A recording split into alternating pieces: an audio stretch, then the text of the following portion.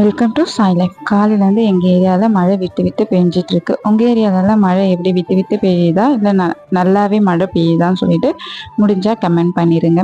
மார்னிங்கே பசங்கக்கிட்ட என்ன பிரேக்ஃபாஸ்ட் வேணும்னு கேட்டிருந்தேன். பொடி தோசை வேணும்னு சொல்லியிருந்தாங்க. அதனால் அவங்களுக்காக சுட சுட பொடி தோசை ரெடி பண்ணிடலாம் சொல்லிட்டு பொடி தோசை தான் ரெடி பண்ணியிருந்தேன். அதுக்கு கடலைப்பருப்பு உளுத்தம்பருப்பு சம அளவில் எடுத்துக்கோங்க.